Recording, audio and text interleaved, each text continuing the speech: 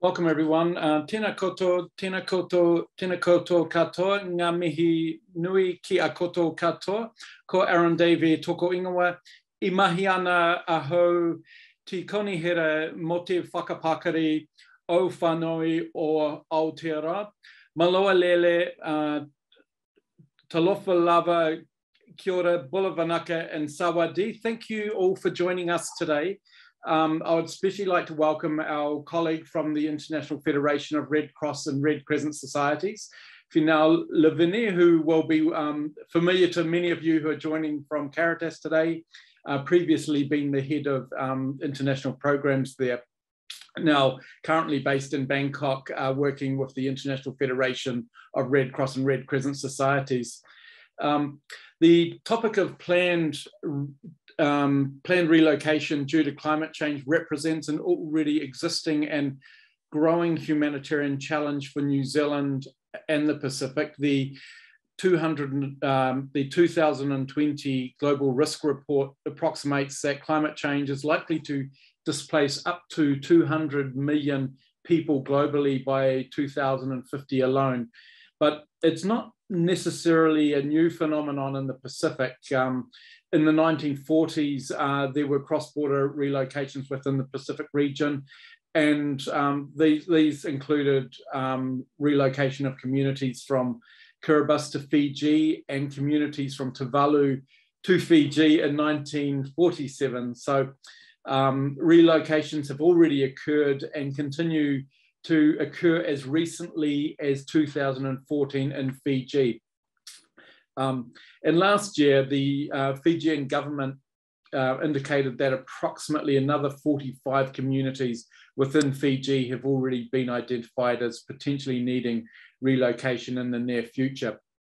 So displacement of people and the relocation has been described as one of the greatest humanitarian challenges of the 21st century. And with increasing frequency and intensity of weather-related events caused by climate change, displacement and relocation is only projected to increase. So we welcome the International Federation of the Red Cross and Red Crescent Societies to share their work with us in supporting vulnerable communities in this area. And I'll just start with a very short video.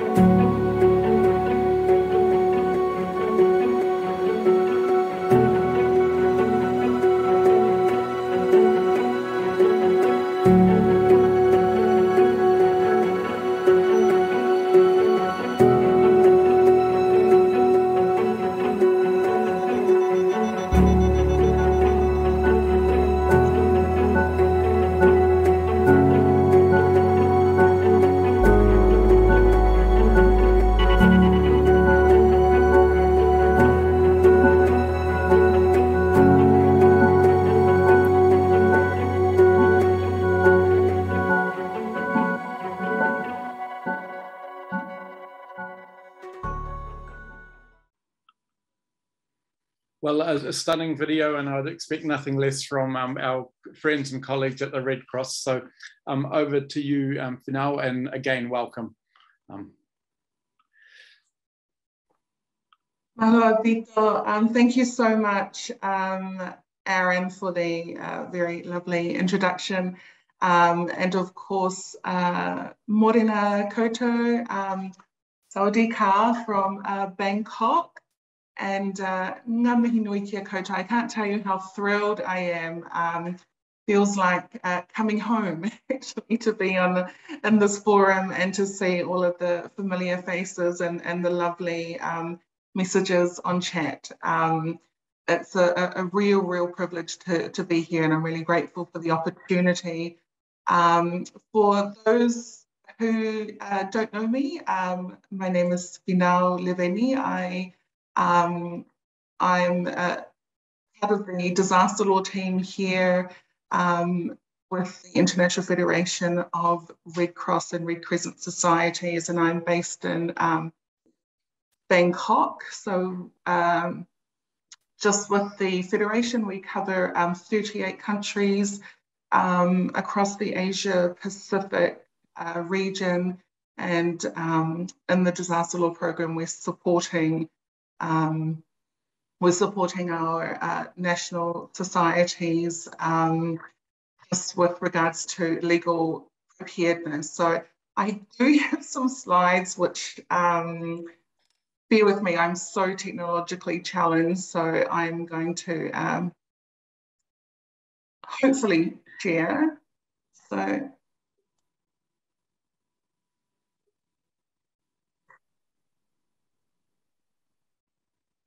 okay, can you all confirm that you, sorry? That we can see that well, thank you. Oh, okay, brilliant. So just before I head into to today's discussion, I thought I might just give a little context to the Red Cross, Red Crescent movement, because I know that if you're not a part of it, it's a bit of a beast and sometimes quite difficult to navigate and to understand. So, so here is what we call, when I refer to the movement, it's the Red Cross, the Red Crescent movement, and these are all the moving parts of that movement. So on the left of this cross, you've got the Federation. It's made up of 192 national societies. The Federation itself is the Secretariat, so that's what that's who I work for, and we support our membership. So we do this in the area of non-armed conflict. So we're doing this mostly in the area of disaster with regards, I mentioned legal preparedness, and this is in disaster response, public health emergencies now with COVID, and of course longer term development. In the top, you will see the ICRC, which is the International Committee of the Red Cross, and they deal with situations of conflict, with the international humanitarian law, or the laws of war, and the Geneva Conventions. If you head down to the right side of the cross, we've got our 192 national societies. So really, this is where all of the work takes place. Our national societies, and I use that term, that's what we call our national societies. You will know them as your Red Cross and your Red Crescent societies in each of the member countries across the Pacific, New Zealand Red Cross, Tonga Red Cross, etc. So there's 192, they're autonomous. They're autonomous organisations. They're deeply embedded, they're domestic, they're recognised in domestic legislation, which again gives them a unique position, which we call the auxiliary role, where they're recognised as auxiliaries to the public authorities in the humanitarian field. What this looks like is different depending on the context of the particular country and on their needs and priorities. Across the Pacific, it's quite common for this to manifest itself with the national societies being recognised in, for example, as under the Disaster Management Act as a member of the Disaster Management Council, for example, just recognising their role not just as first responders, but also in disaster management. If we head down to all states parties, now we've got this here because national societies are enacted by their governments, so they're recognised both in domestic law but also in international law. And every 4 years, all of the states parties, so that's all of these moving pieces, come together to discuss, to negotiate, and to agree on humanitarian priorities for the next 4 years. And this is at the International Conference of Red Cross and Red Crescent. And this is where we, as a disaster law program and as a federation, get most of our mandate from. Certainly for disaster law, it's at these conferences that they get mandated, and then we start our work.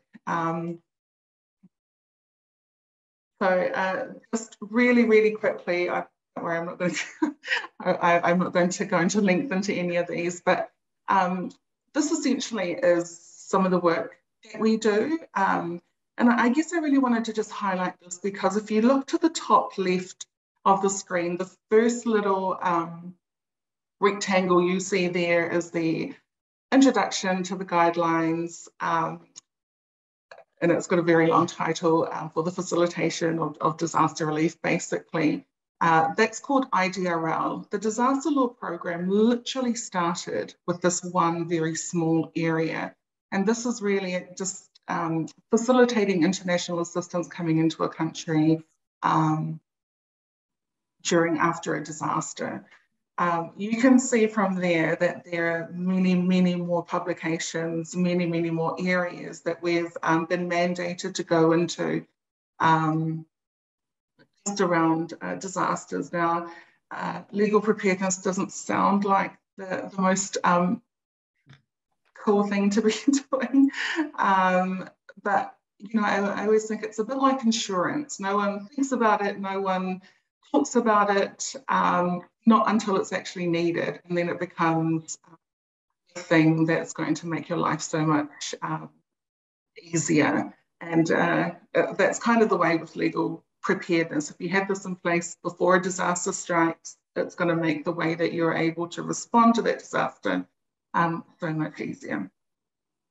So you can see here we're in legal preparedness for international assistance, climate, DRR, now particularly with COVID into public health and emergencies, a bit more on the auxiliary role. So, and of course, the reason for this talk today, planned relocation. So I think I'm going to head into that now. Let me just, there we go, yes. So right to the heart of our topic, what is planned relocation? So essentially it's resettlement. It's one of those things that has lots and lots of names, but they all essentially mean the same thing. It's about resettling a group of people. There's this terminology called managed retreat that we've come across a number of times. I've never heard it here in our humanitarian circles, but it's definitely what they call it in the global north. Some characteristics is that it can be community or state initiated, but usually it is state, and it really is not just the movement, but also it's the resettlement, and it's that intention for this to be permanent. That's what makes it different from things like displacement, for example. So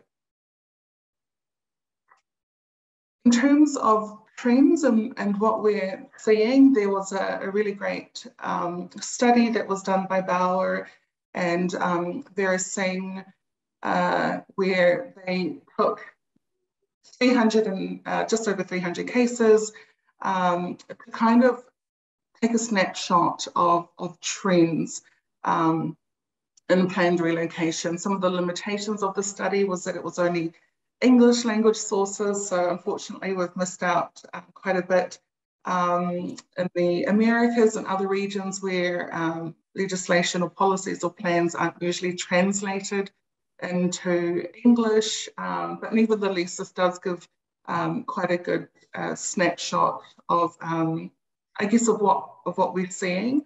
And what we can see is that there is no region of the world that is untouched. This is happening in every single region, sub-region, and you can see the study that there's quite a breadth of countries and quite a wide-ranging scope as well of countries that this is happening in. Usually associated with floods, but again, this context, and we can see it in our own usual daily lives or work, that the context that we're working in are becoming increasingly more complex. The fact that these are not quick fixes, that these have a long duration. So there was around 70 of these studies that were still ongoing at the time of publication, shows just the quite long drawn out nature of planned relocation. Again, usually just from one place to another one place. Usually also short distances, small populations, not the kind of mass migration sometimes we see on the media. And the fact that around half of these involved Indigenous communities adds another layer of complex in terms of ensuring the preservation of traditional livelihoods, ensuring the preservation of cultural identity, and all of those sensitivities just adds the other extra layer. And again, as we mentioned, they're quite long in duration, usually 1 to 2 years, but as you can see here, some have been ongoing for decades. Just in terms of in the Pacific, again, it's been happening for a very, very long time. And we've got instances that we know of course, the Banabans to Rambi. We've got the testing in French Polynesia, which then, of course, necessitated a planned relocation and moving of populations. We do have the added complexity as well of the impacts of colonization on this, and of the impact of colonization, the impact it's having on planned relocation traditionally in the Pacific as well. And again, out of the study that was mentioned in the previous slide, around almost 40 out of the 300 were situated in the Pacific, which is actually quite a significant number of the cases. If you're thinking also population-wide and globally, the number of them that happen in the Pacific is quite significant. Again, the drivers are not just climate, but also non-climate.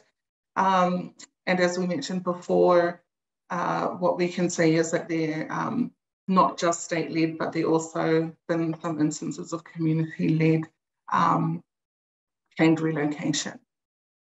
So just wanted to give a snapshot as well to some of the work that we're doing in this area in terms of legal preparedness. So we have a checklist that included areas of planned relocation in it. We also had a report on disasters and displacement. We've got some snazzy fact sheets. These are all available on our website. And probably the most pertinent to our talk today is that we do have a guide. This is developed primarily for our national societies, but again, the principles and the stages and the content of it really is applicable to anyone within the sector in terms of the steps in planned relocation and the things that need to be considered. So this is our guide, and this was only published last year, planned relocation in the context of disasters and climate change. So that's largely what I'll be speaking to today. Why a guide when we have so many publications already? And I guess it really was that there wasn't anything specific to planned relocation that could support, and it's not new work, to support existing work that our sector is already doing, our partners on the ground are already assisting on. And so it was really about being able to give guidelines, being able to give guidance on actually what does good planned relocation look like, particularly if we're going to get involved in planned relocation and supporting communities and also the public authorities in planned relocation. Excuse me. And the final point is that it's not the easiest thing in the world to do. So perhaps some guidance is a good place to start. Why a good practice lives? So probably the first thing is that when you're doing it right, it actually saves lives. And all of these principles that we all are familiar with, right? We want to ensure that we're protecting lives, that we're promoting dignity, and a very important one. I know it's really important in the Pacific, but really I think this is quite universal, is that there is that sense of home, that sense of safety, and that sense that you're, I guess just that sense that you're going to build a new life somewhere that somewhere that's safe. If done poorly, it's completely the opposite.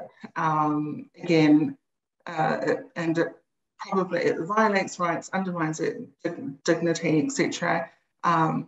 This is quite, like creating conflict, I think, is a big one that we're seeing more and more of when considerations aren't taken into account.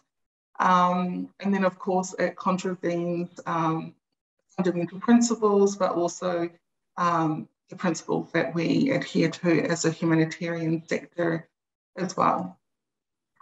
So the context within which planned relocation can occur is, you can see here, it can be a solution, it can be a form of disaster risk reduction, or a form of climate change adaptation. And I think the point with this being that there are many instances within which planned relocation can be talked about and can be considered as the next step for a community. I guess with this particular slide, this really is about, this isn't a quick fix. I think I mentioned that before, is that this, being able to do planned relocation well means really a commitment, not just to start it, but also to end it. And it's that kind of commitment that you can ensure at every stage and all the way through, that you can see this through for the community. And I think that slide that I mentioned before was they typically take 1 to 2 years. So even before embarking on planned relocation, really asking, do you have the resources to see this through? The worst thing you can do is halfway through a planned relocation realize you don't have the funding for it. So, so planning for planned relocation is absolutely crucial, just to be able to be realistic about how long this is going to take, and whether you have the resources to see it through, which is comes back to that point earlier that being able to do this well is actually quite difficult. So yeah, you can see that, that planning is essential, it's crucial. Being able to have really good communication throughout at all levels, and particularly with the impacted communities, those who are actually moving and those who may be receiving, and just being, I guess, realistic about your ability to support. That, of course, being weighed with the will. The will is always there, but sometimes the capacity and the resources don't quite match that.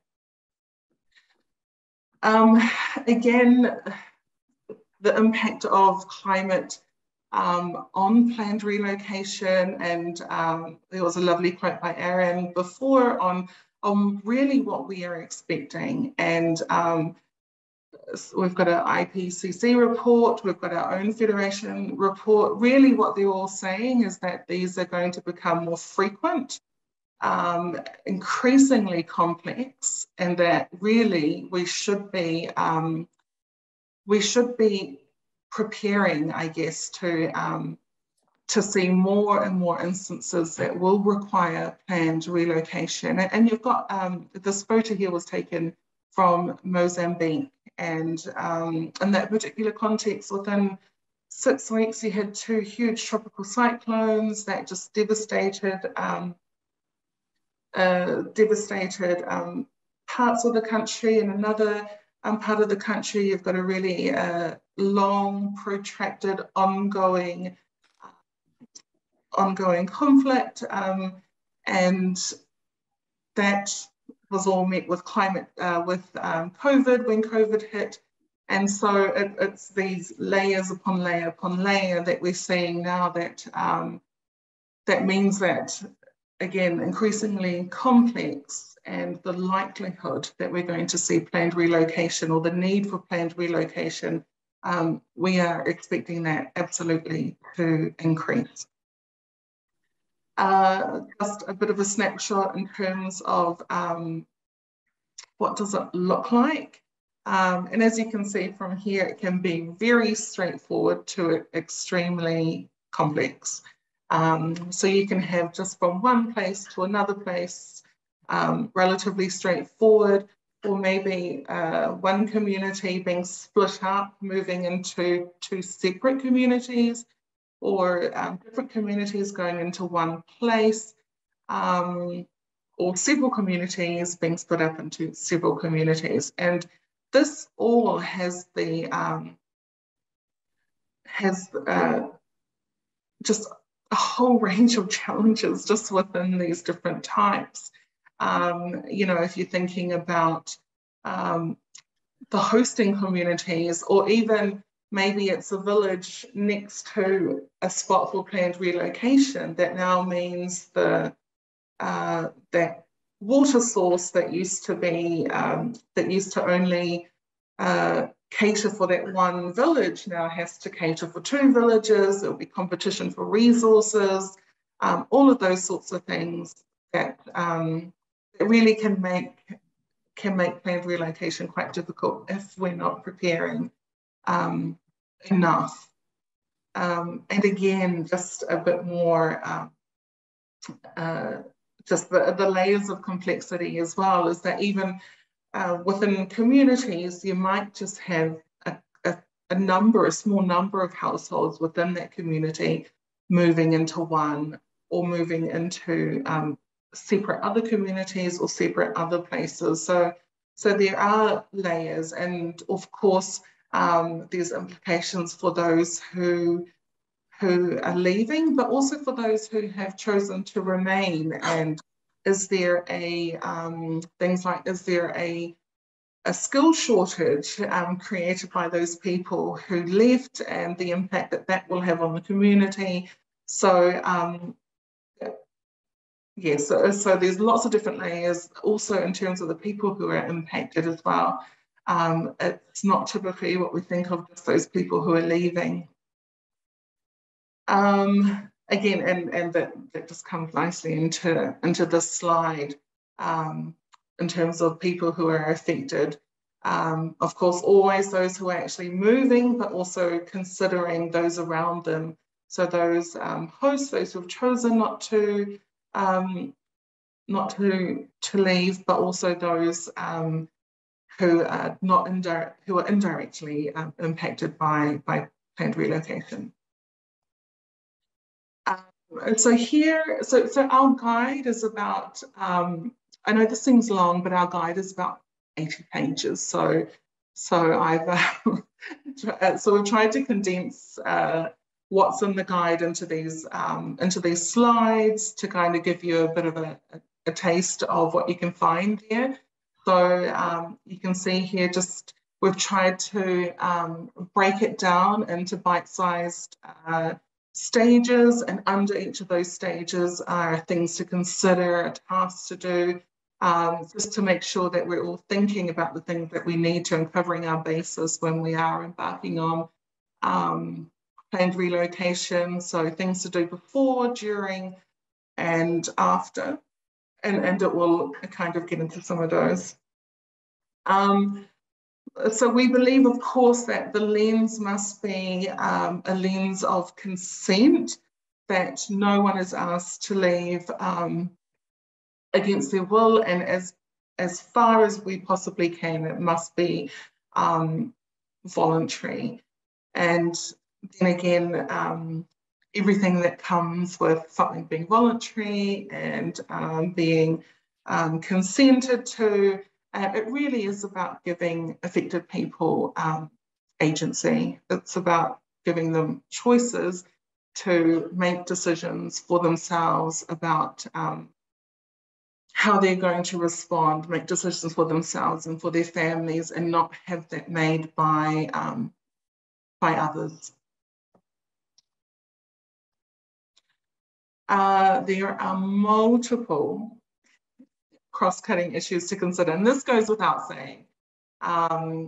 Just in the context of planned relocation, there's a lovely list here about things that need to be considered. I think what I will raise is the probably the last two, the monitoring and evaluation, and that's really on I guess on documenting, is this good? Is this a good move? Was it successful? What does success look like? And just being able to continuously evaluate that. If we're thinking about this going, being a 1 to 2 year intervention, and then again continuously monitoring and evaluating throughout the cycle of that 1 to 2 years. And I think as well, being completely transparent and accountable is crucial in something as sensitive as and as deeply impacting as planned relocation. I mean, these won't be new to you, but it's always worth being reminded when you're in these situations of the things that need to be considered. And also, I'll just put in a plug here for advocacy as well. And in these stages of planned relocation, it can be a really good avenue to advocate with public authorities on the needs of populations who may have to consider planned relocation. And so again, so I guess this is just breaking down further what we talked about before. So this is the before stage, making sure. So this is all from the guidance, and just giving a kind of a checklist of bullet points about things that if we are going to embark down this road, you know, these are the things that we should be thinking out before we even get to it. Really, due diligence is huge. Is this necessary? Are there any other avenues? Have we tried everything? Is this justified? Is it legal? Is it fair?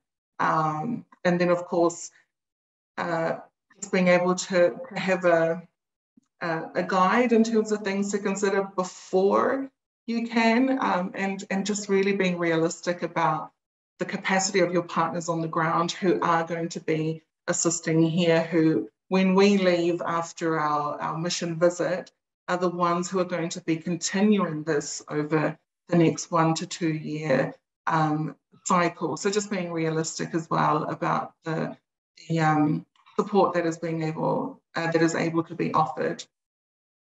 Again, planning and how essential that is, with a whole list of things to consider, particularly around the resourcing, not just the capacity of your partners on the ground, but also the funding that you might be able to provide to support these interventions. If we know that they're 1 to 2 years, is your funding only 12 months? Or, so just those things to consider, how you're going to ensure that you get more funding to be able to take on this longer term commitment. We've also got a bit of HLP, housing, land and property in here, just in terms of, how do you make someone feel like the place that they've relocated to is their own, if they have, if their tenure or if their status within that land is sketchy, or it's informal and is up for contention. So those sorts of things definitely impact what makes a good or a difficult planned relocation as well. Again, just some more things to communicate or to take into account when you're implementing planned relocation. Again, it's those things that we all know. It's the communication, it's the monitoring, the evaluation, and just the support that we're able to give to communities when they are relocating. So this is all, again, this goes into much more detail in the guide. And yeah, I would definitely recommend, if you are looking at planned relocation, this is a really, really good guide. It really digs down deep into some of the things that really should be considered in the context and in the course of your work.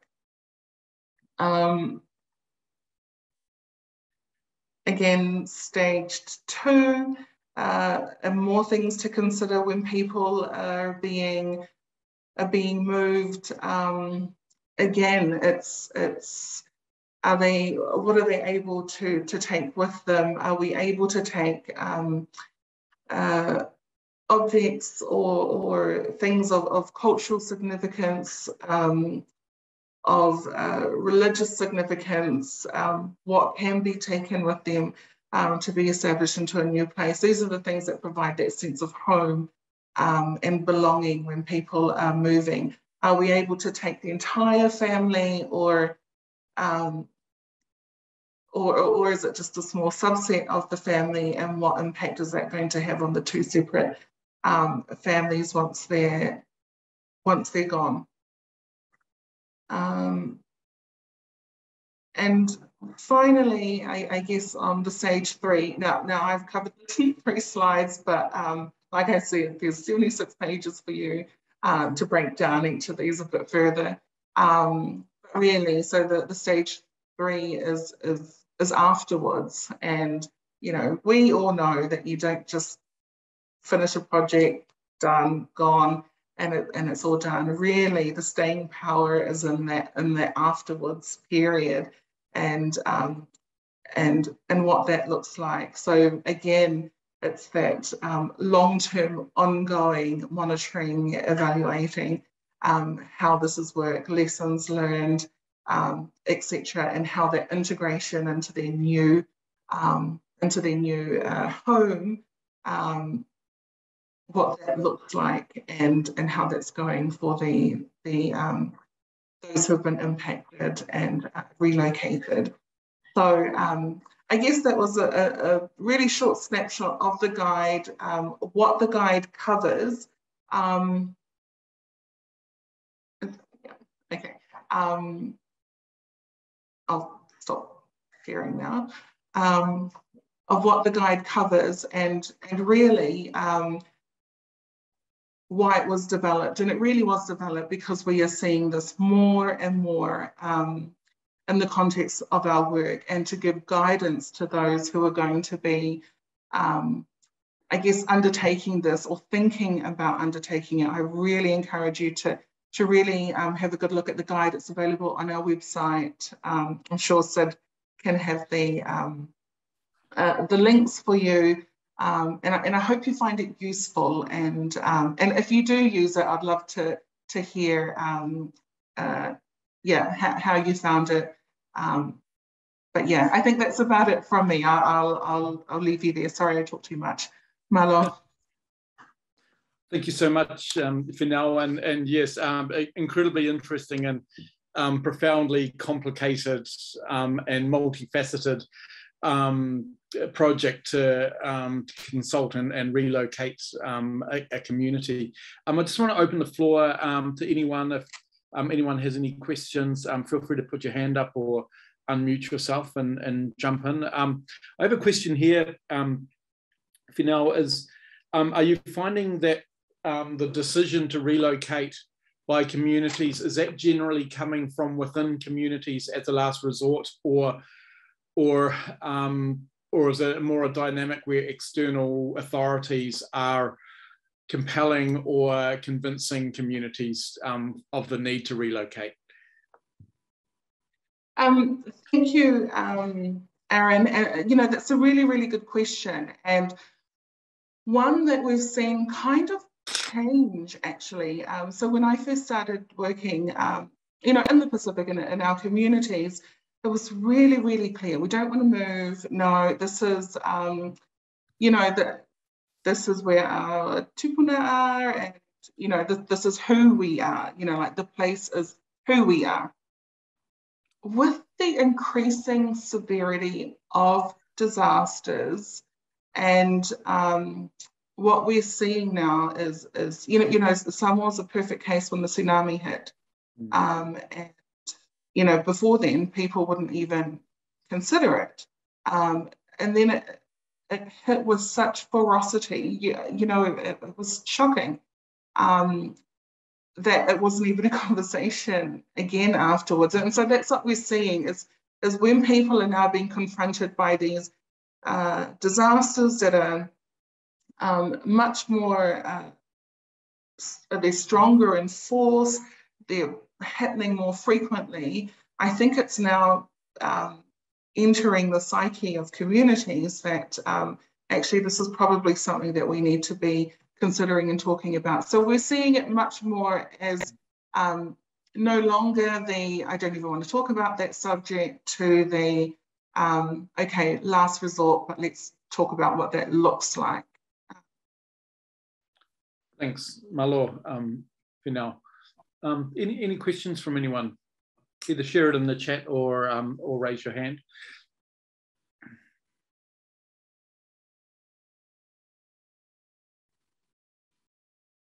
Maybe everyone's gone shy. Aaron, hi, Phil here, Caritas. We sent a couple via the chat to you, but maybe it hasn't got through yet. The carrier pigeon's a bit slow today for the email. Finau, hi, from Wellington. Just a couple of things, but I'm interested in if we're talking managed retreat, I see, correct me if I'm wrong, I see that more as within an area or region, a local, like, we've seen this even in Fiji with managed retreat, moving inland slightly from a coastal area versus crossing international borders, from, say, Kiribati to Fiji, for an example, that's been ongoing. So I'm guessing the laws would be quite different in that situation. But a specific question, and I was thinking particularly in the Pacific context here around movement of ancestors across borders when they are part, as you say, you're dependent, they're part of your Vanua in Fiji, they're part of who you are. So it's not just a house and livelihoods and so forth. It's your whole history. Is there any scope within migration laws to allow for repatriation of ancestors? Thank you, Phil. So good to see you, Phil, Rachel, Martin, and Amanda. I saw you earlier.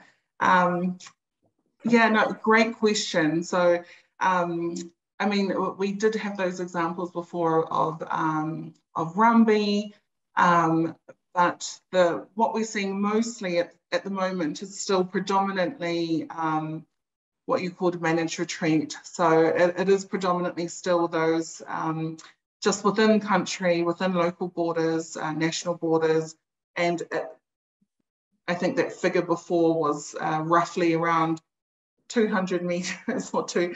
So it's really still quite short distances from where they already are. The majority of them, yes, are moving away from the coast and moving inland a little bit.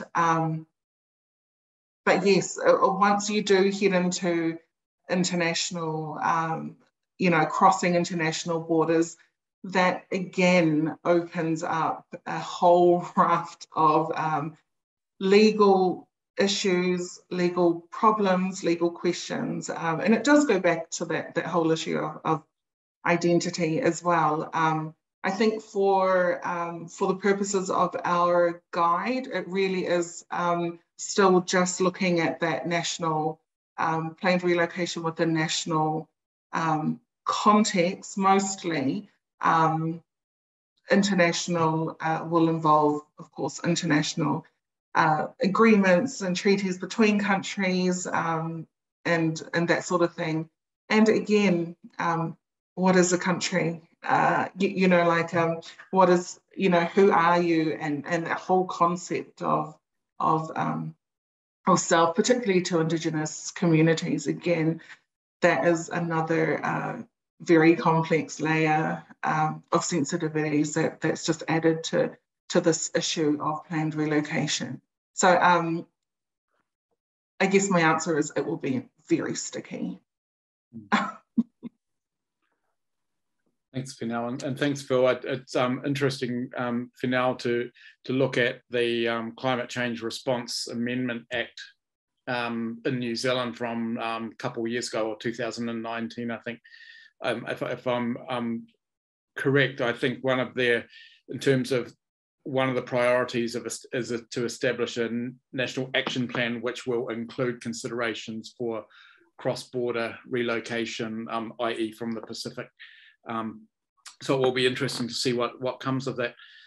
Just talking about the legal environment in New Zealand, for now I'm sort of thinking of the case, and I think it's 7 years ago now, when Te Tia Alta, the national from Kiribati who applied for refugee status, and the courts in New Zealand felt that it didn't meet the definitions of the 1951 Refugee Convention.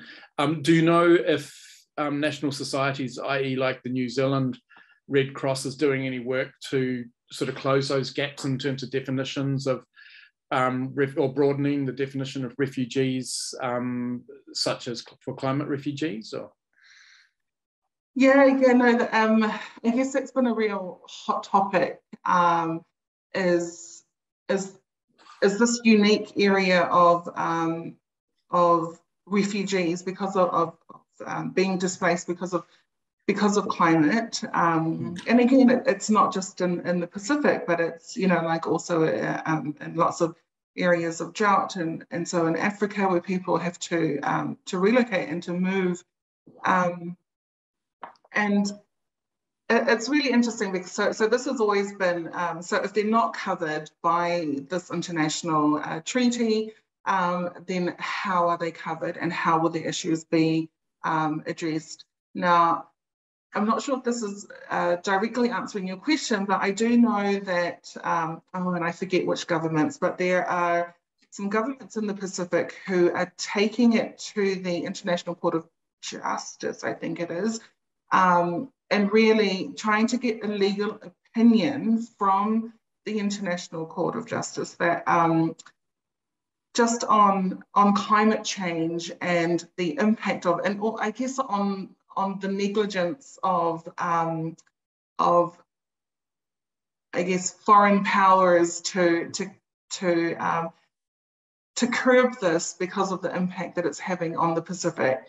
And so there are certainly, so there's huge recognition that this area isn't adequately covered at the moment. And I know that there are some very innovative discussions at the moment underway in terms of how can we get this addressed and through which avenue.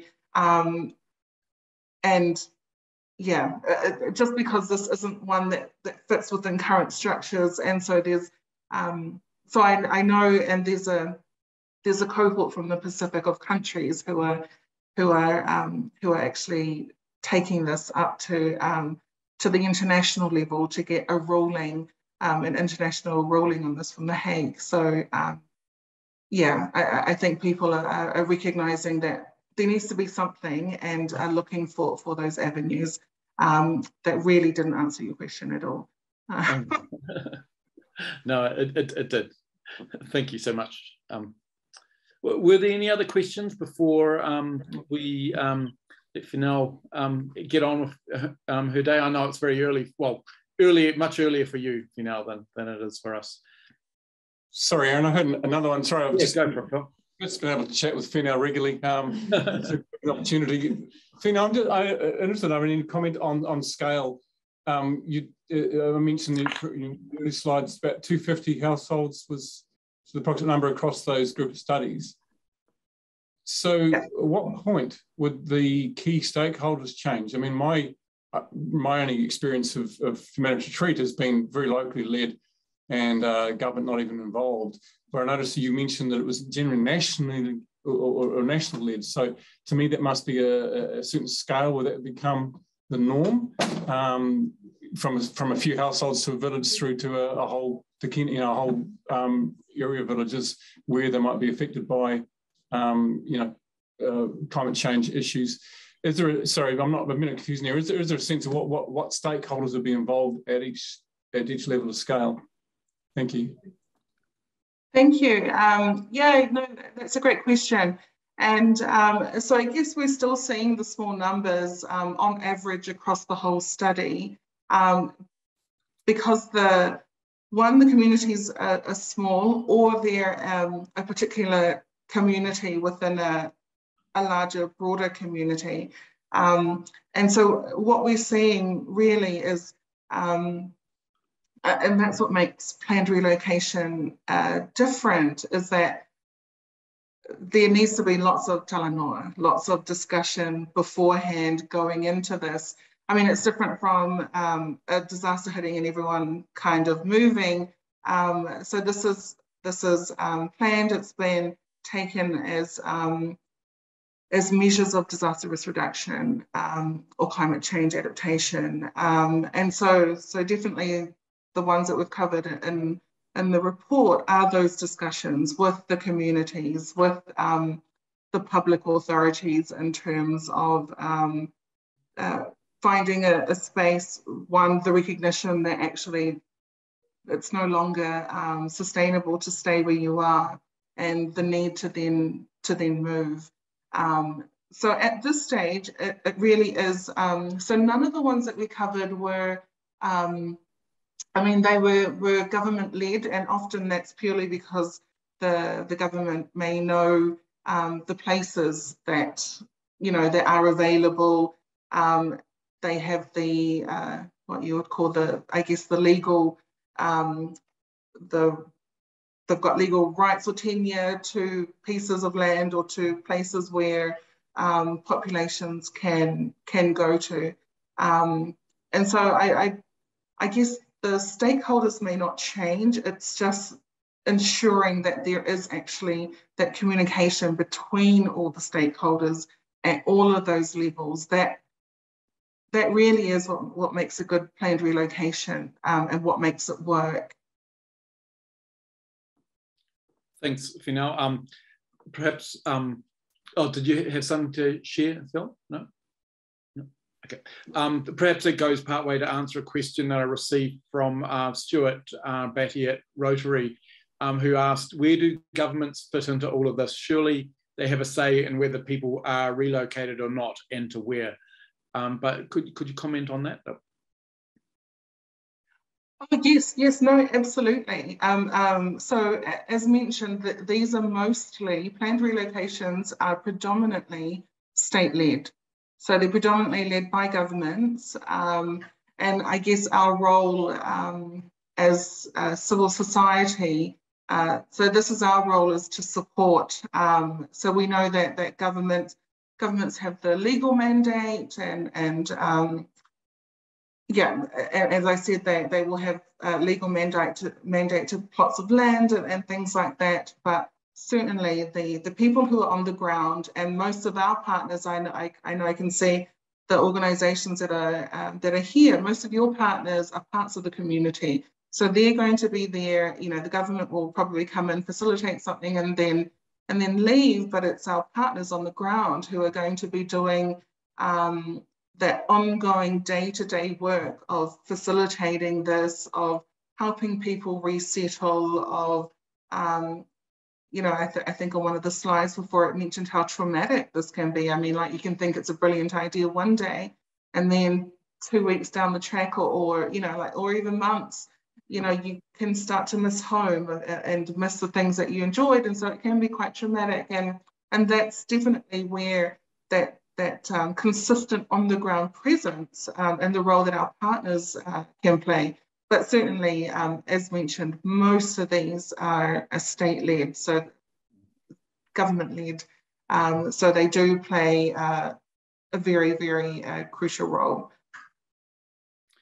Thanks so much, and malo Finau. I will thanks so much. Unless there's any, if there are any final questions, I'll get someone to interject very quickly, or quickly raise your hand. But thanks again, Finau. Appreciate that it is early for you, and it feels like we've only scratched the surface and only started the conversation on the issue of planned relocation due to climate change as well. So I would like to thank everyone for joining us. We had 42 people register for this, so we will share resources and anything that Federation wants to provide to us. We will share those with all those that registered and joined us today. So thanks again, everyone, and all the best for the rest of your day. Thank you. Malo. Thank you.